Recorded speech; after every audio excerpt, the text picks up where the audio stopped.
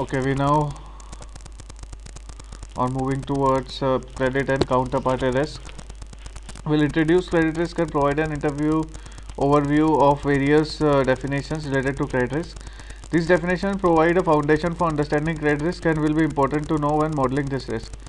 The main credit risk model discussed in the topic is Merton model. We'll discuss this model assumption and problem and provide the details of model parameters. Now we need to be careful and look at the calculations for probability of default, loss given default, and expected loss. So credit denotes economic obligation outside the entity that does not belongs to the owners of the firm's equity. Credit is the risk of economic loss from default or changes in credit event or credit rating.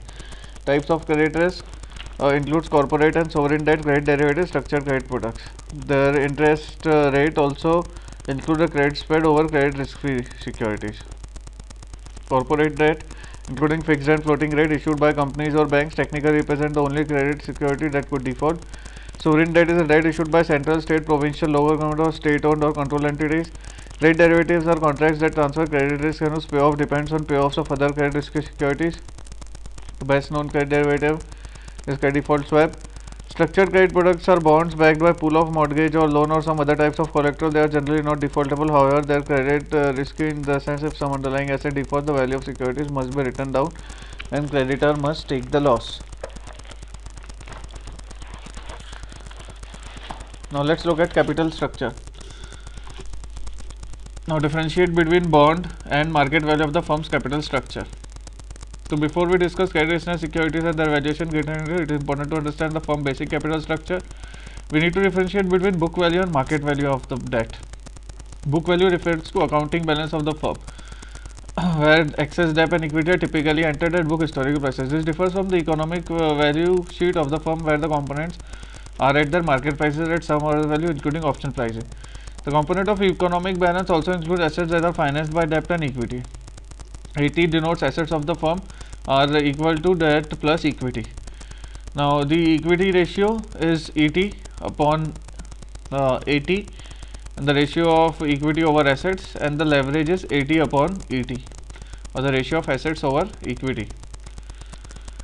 Asset produces cash flow and profits, that is an obligation that finances assets and results in liability that must be repaid in the future. Equity is the capital invested by the firm's owner and represents the residual interest in the firm once all other creditors are paid, including debt holders. Now, equity therefore absorbs all kinds of losses before debt takes a loss. Equity owner paid in dividend or through reinvestment capital. Now, debt seniorities. Within the capital structure, different securities have different rights, including priority on payment of cash flows. Debt seniority is the order of payment of obligation, typically debt or preferred shares to creditor. Senior debt is repaid first, followed by payment to junior debt. Debt, especially corporate debt, can sometimes contain characteristics of both equity and debt security. These securities of note are preferred stock, convertible bonds, and payment of kind bond. Preferred stock are essentially hybrid security that exhibit characteristics of both bonds and equity, with a priority in the event of default before common equity. And bonds, similar to bond, they pay a fixed dividend, typically have no voting rights. Similar to common equity, they don't have a fixed maturity date and there is no legal obligation to pay dividends. Convertible bonds are bonds that be converted into predetermined number of shares during the bond's lifetime. As a result, it is often easier to think of these bonds as non-convertible pay with a call option on firm's equity. Mandatory convertible bonds must be converted to common shares at a future date, usually within 3 years. Given their maturity relatively short term, the present value of coupon is generally not a large component of their value. Convertible preferred shares can be converted into a fixed number of common shares. Payment in kind bonds are bonds that pay interest in kind as additional par value bonds rather than paying in cash. This is essentially a deferred coupon where the principal increases over time. The payment in kind bonds are often issued as a part of leverage buyout, where the issuer is looking to defer cash payments as long as possible. Payment in kind bonds are more junior to regular bonds as they increase the firm indebtedness and hence its risk. In addition to seniority, credit obligation can also be categorized based on security as either secured or unsecured. Unsecured obligation also only have a general claim on the assets bankruptcy, while secured obligation have a claim on specific assets of the collateral. This collateral is called line, which allows a creditor to see specific asset under the firm's bankruptcy. However, the precedents can also be used to pay off specific secured debt and can be used to pay off other debt. The amount left must be paid to the firm owners. Lines are typically on real estate but can involve securities including bonds, firm or other property. Other terms associated with secured loan are haircuts, recourse, and priorities. A haircut in collateralization lending refers to a reduction in collateral value so that the full value of collateral is not being lent. Increases and reduction in haircuts is referred to as variation margin, while the initial amount of reduction is known as initial haircut. Recourse is secured lending refers to lender's right for claim against the borrowing asset beyond the value of the collateral if the collateral is insufficient to satisfy what the lender is owed. In a non-recourse or limited loan, the lender has no further claim beyond the collateral value. Priority refers to order in which claims are satisfied until borrower bankruptcy. Secured debt has priority over unsecured debt, and within secured debt, the senior debt has higher priority over junior debt. Asset classification of cash derivative, bond, notes, corporate debts can give rise to credit risk. This includes derivative of underlying cash securities like credit default swap. Let's look at credit contract frictions. Describe the common frictions that arise during the creation of credit contracts. Despite their advantages in mitigation of credit risk, credit contracts differ from the number of problems including transaction cost, friction, and conflict of interest.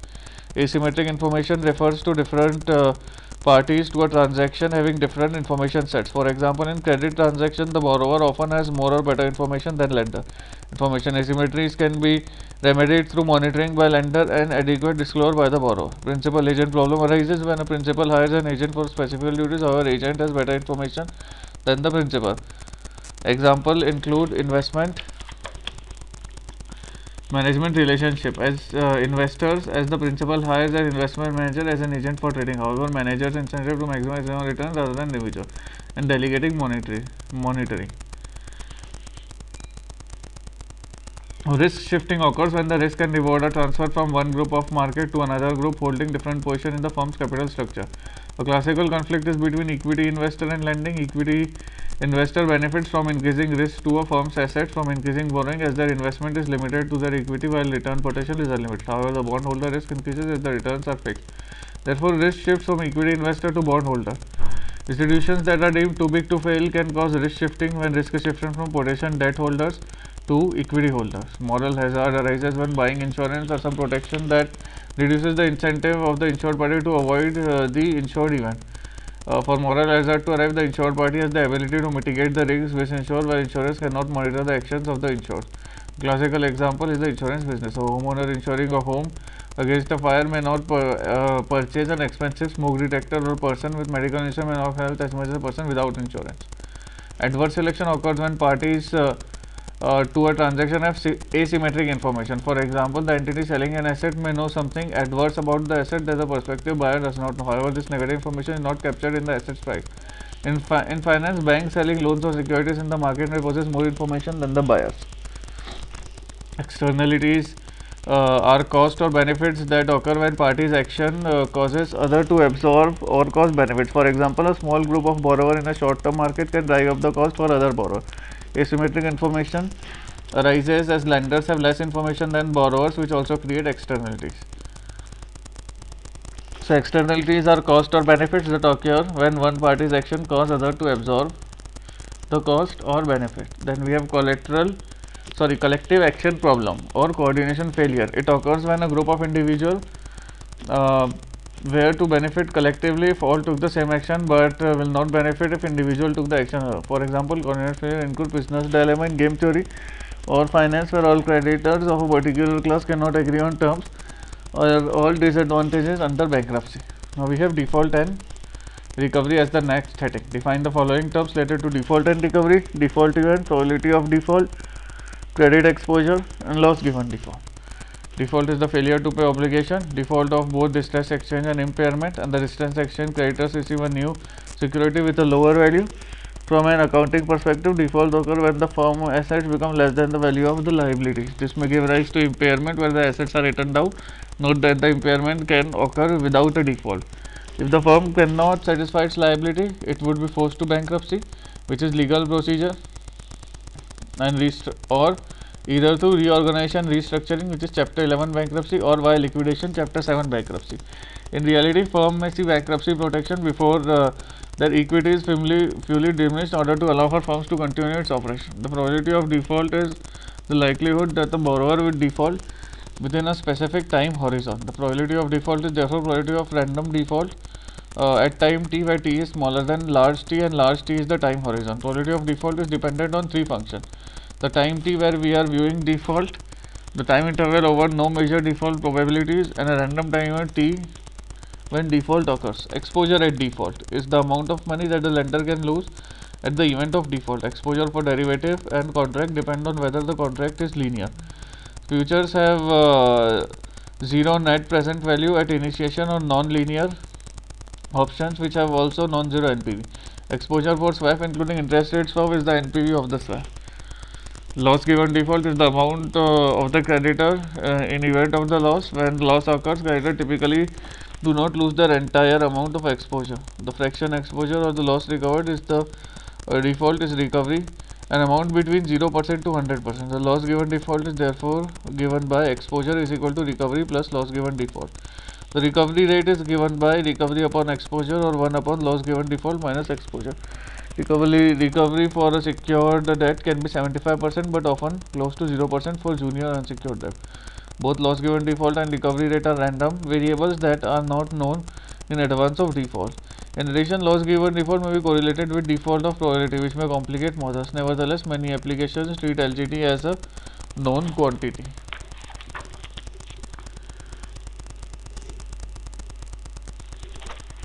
We now move to the next heading, which is calculate expected loss from recovery rate, loss given default, and probability of default. Expected loss is the expected value of the credit loss and represents the portion of loss a creditor should provision and treat as an expense item on the income statement.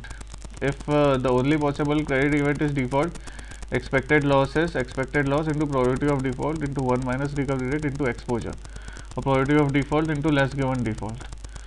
In this equation, loss given default is a dollar term. However, it could be expressed as a percent of 1 minus recovery rate. On the exam, LGD is given as percent where expected loss is equal to probability of default into loss given default into exposure. If a credit event including the possibility of both default and credit migration occurs, then EL is the probability weighted sum of the changes in value under different scenarios.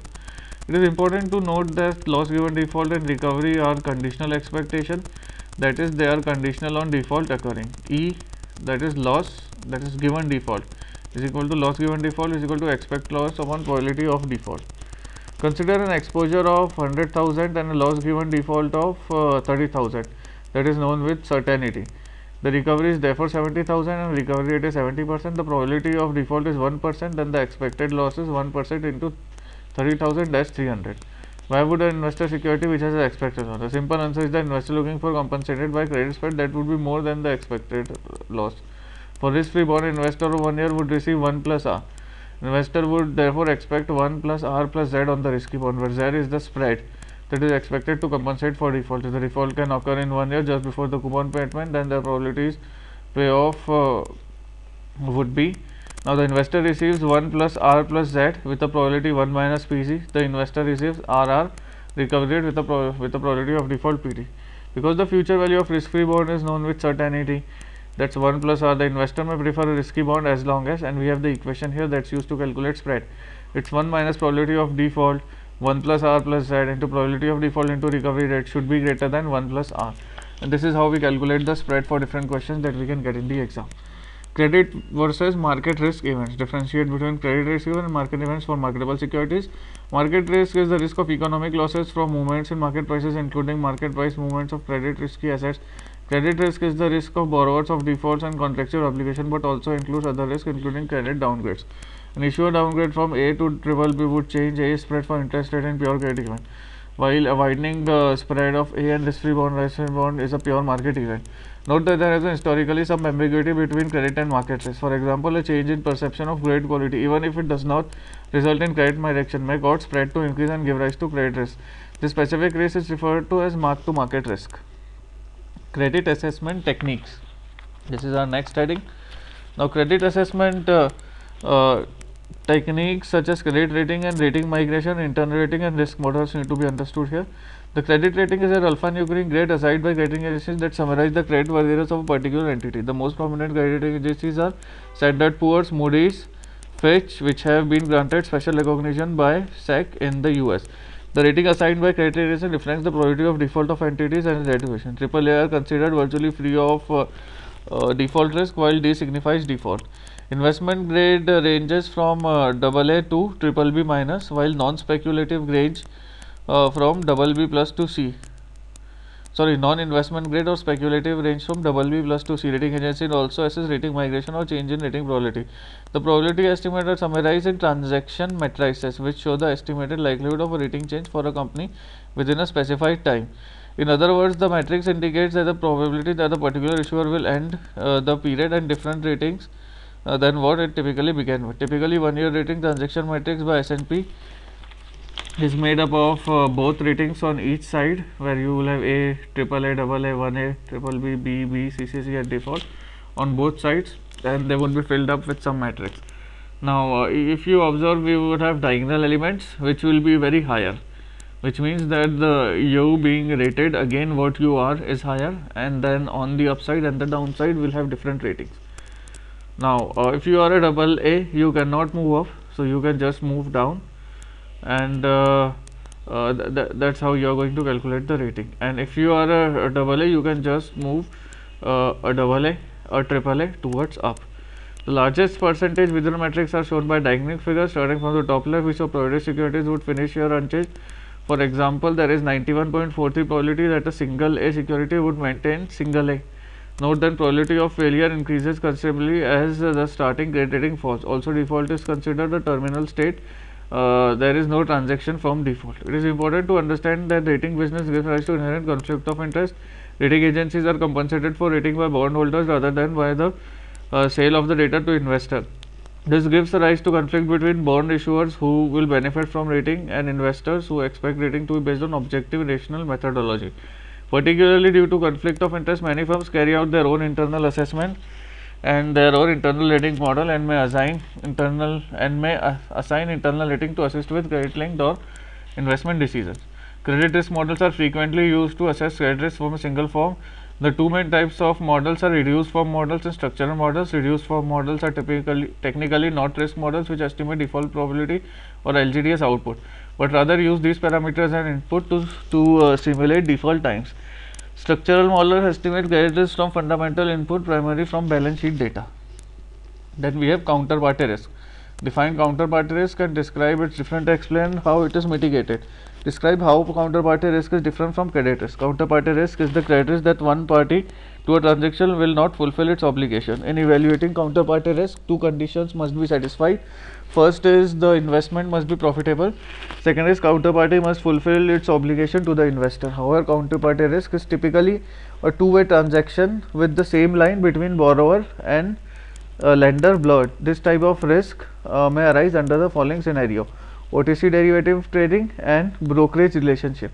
In OTC derivative trading, each derivative contract can have two sides. Either side may be exposed to counterparty at a given amount of time. In addition, OTC trades are bilateral contracts between two private parties, which creates counterparty risk at a given amount of time. In contrast, exchange traded instruments including options and futures have significantly less because clearing house is present.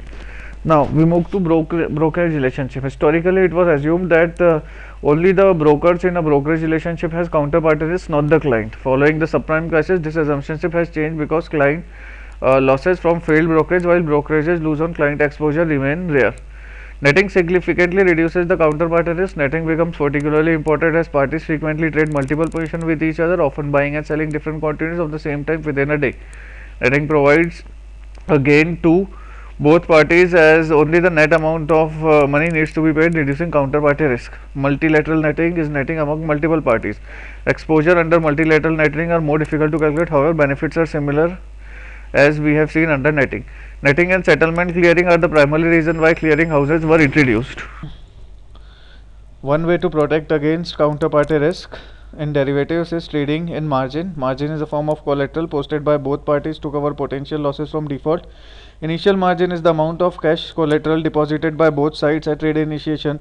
Initial margin tend to be small, particularly for most swap contracts. The majority of margin assists from the change in NPV of derivative contracts, which are posted as variation margin. Not all types of trades have initial margin. However, contracts including CDS and CDS related have a large initial margin as the counterparties require significantly upfront payment in exchange for counterparty selling protection.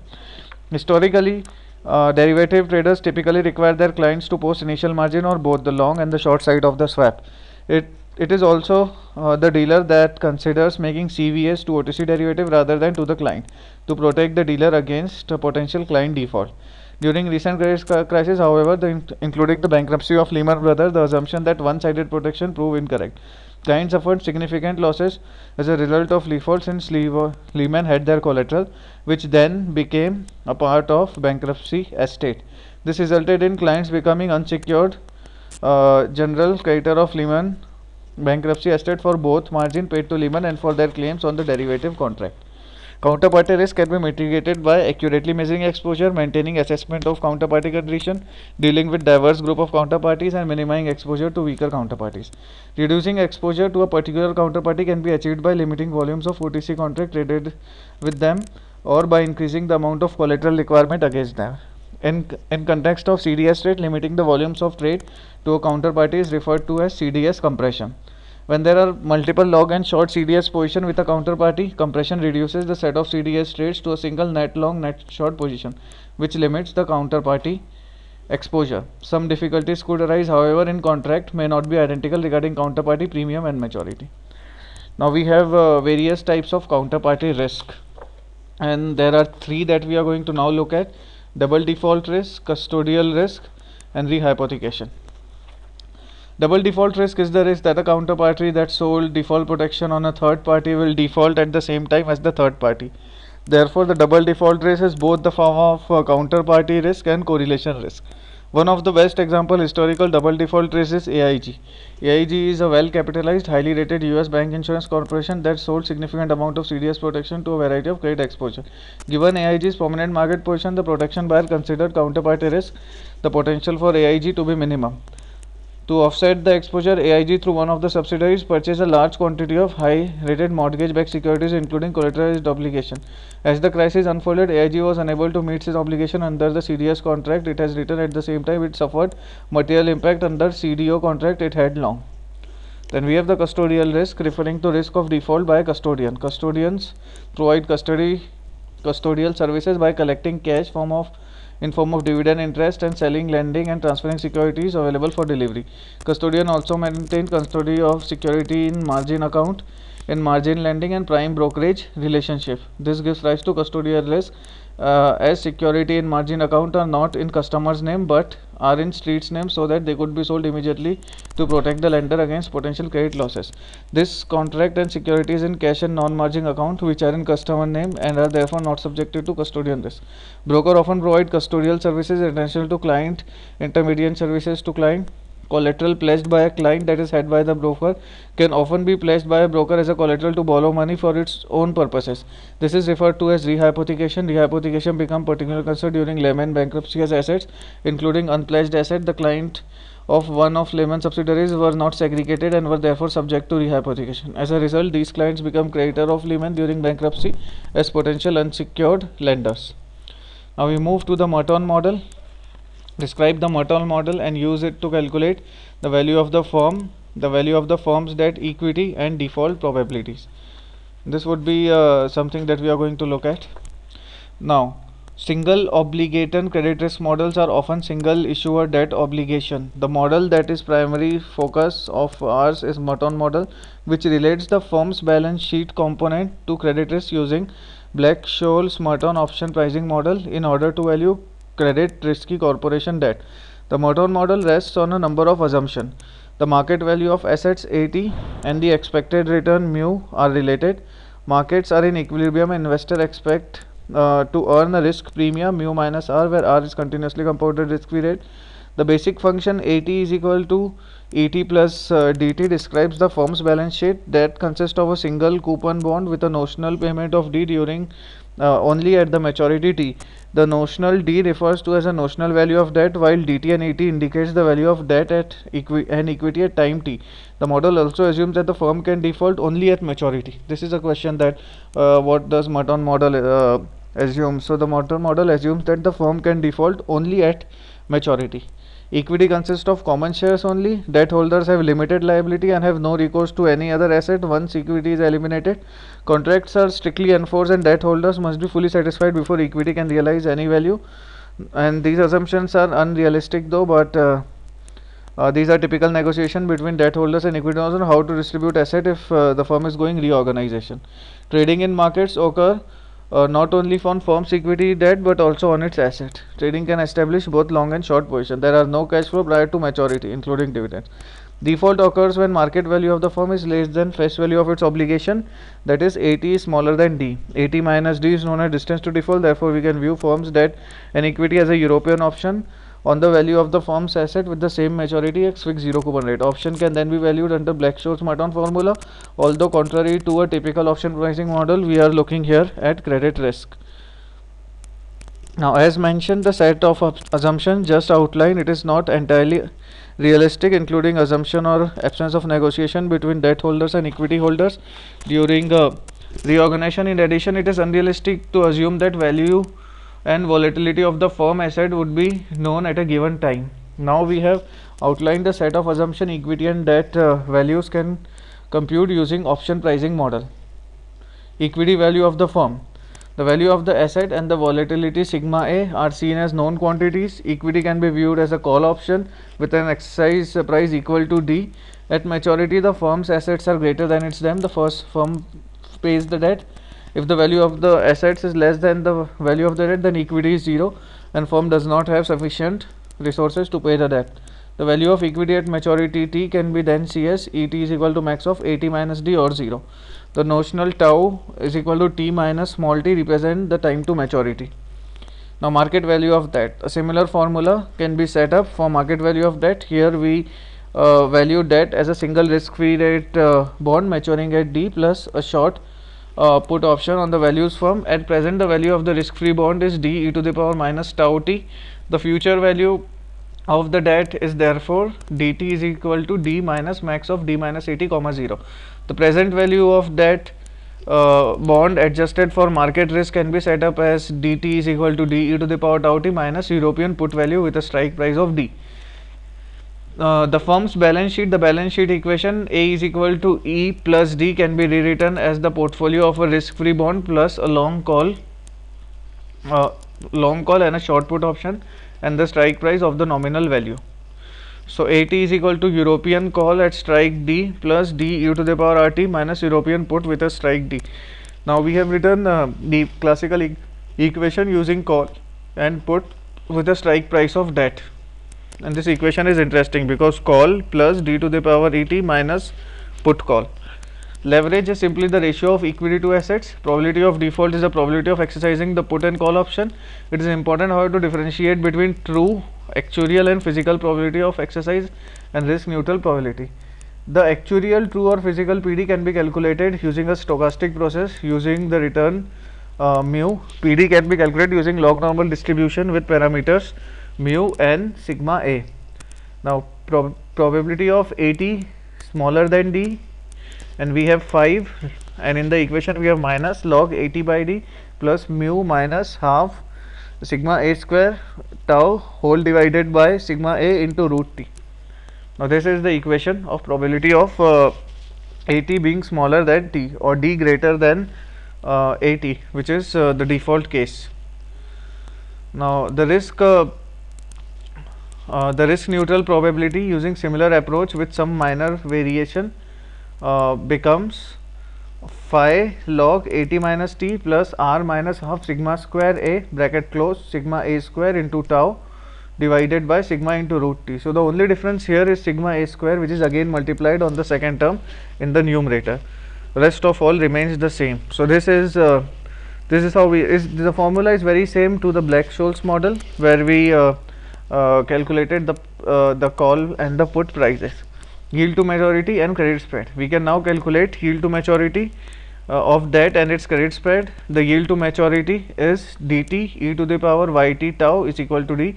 The equation can be rearranged using the current market value prices, and it becomes D into e to the power minus tau t minus European put option with strike D into e to the power y tau t is equal to D.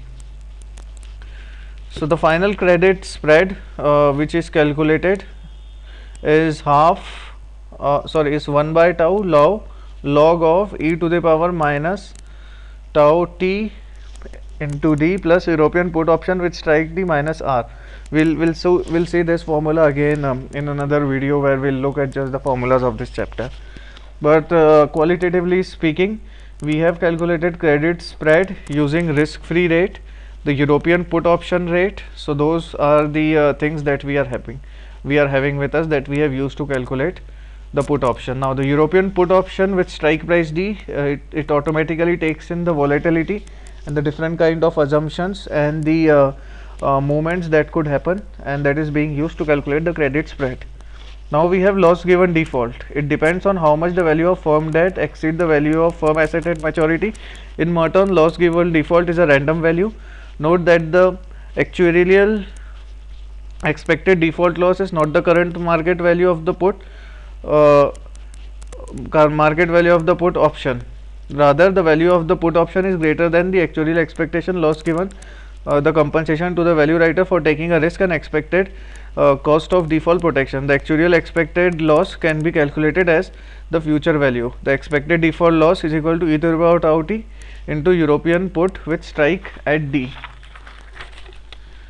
Now dividing the actuarial expected default loss by PD gives us loss given default, which is e to the power tau t into European put option at D upon PD.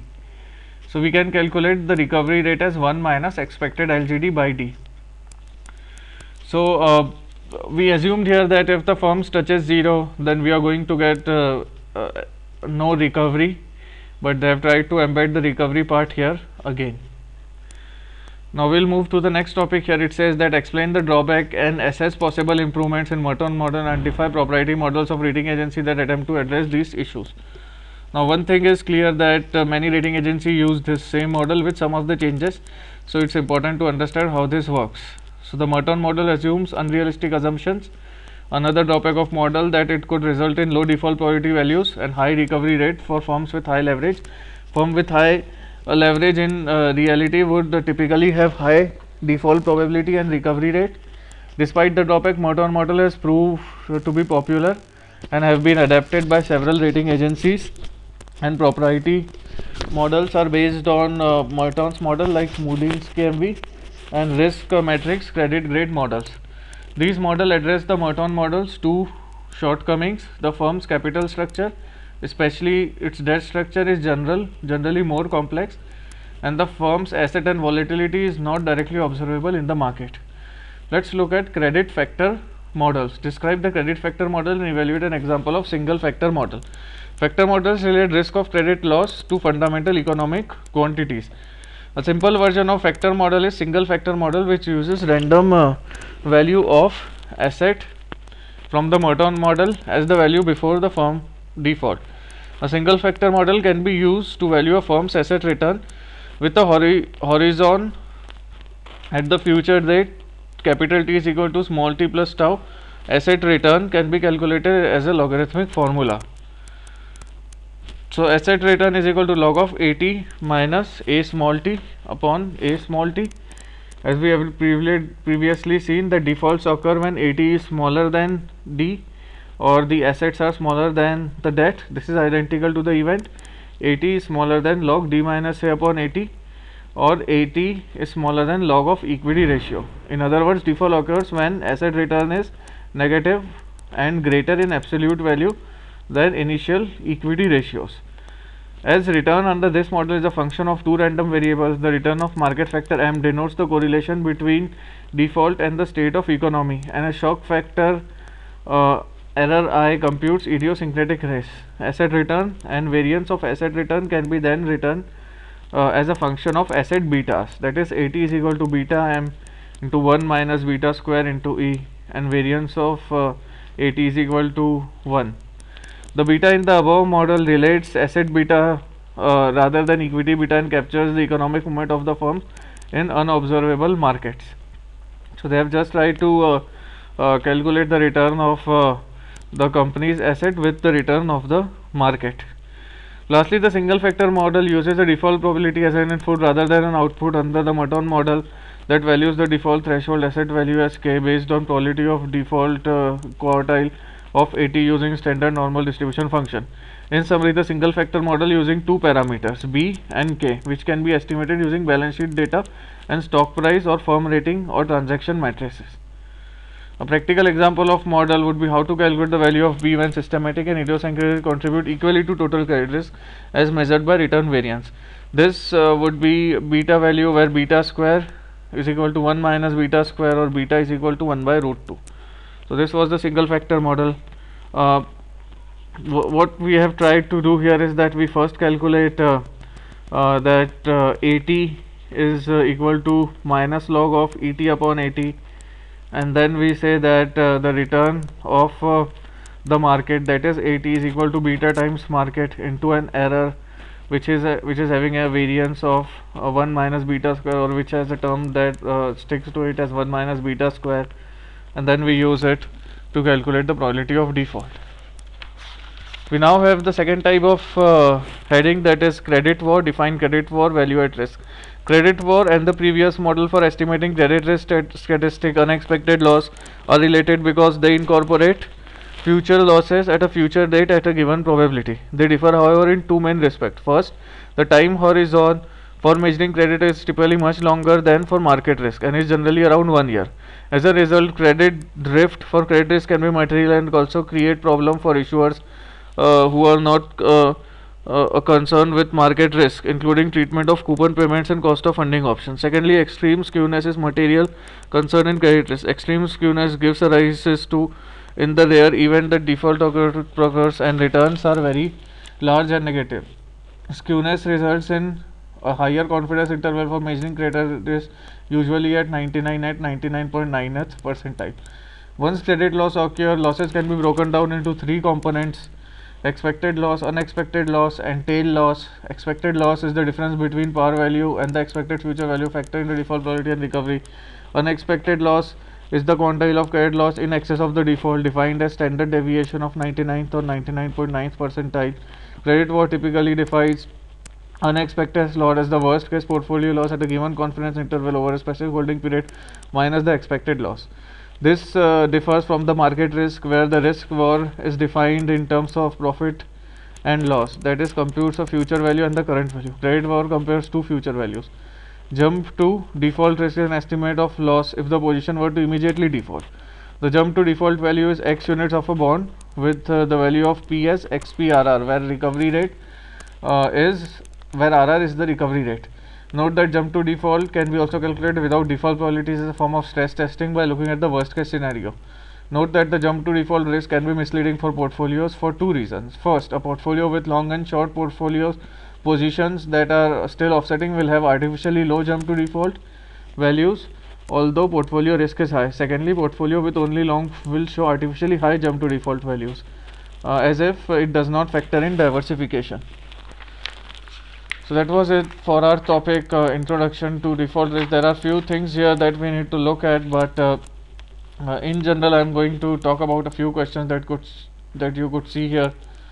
The first question is regarding transaction matrices. So transaction matrices assess the probability that a company's rating will remain unchanged at the end of the stated period. Rating migration measures the probability of change in letter rating and how it encompasses both upgrade and downgrade movements. Then if we have a 70%, let's look at a question here. A bank has an outstanding trade with one of the counterparties with an exposure of 500,000 and a recovery of 70%. The bank estimates that 2% probability that default. What's the bank expected loss? So it would be 0.7 into 5,000, 350,000, and then the loss given default is 150. 150 into 2% would be their expected loss. So this is loss that they would be having. Okay, exposure at default is the potential amount lenders would lose in an event of borrower default. Exposure for interest rate swap is the NPV of the swap. Loss given default is the amount creditor lose in event that loss occurs, is calculated by exposure less recovery. The fraction of exposure Not lost as default is recovery. Expected loss is the expected value of credit loss and is a factor of probability of default and loss given default. Now one more thing you should remember, that equity and leverage ratio both are calculated on assets. So equity ratio is equity to assets and leverage ratio is the ratio of assets to equity. So in both cases we are using the assets. So that would do it for our credit and counterparty risk introduction. I hope this was helpful to you. Thank you for listening.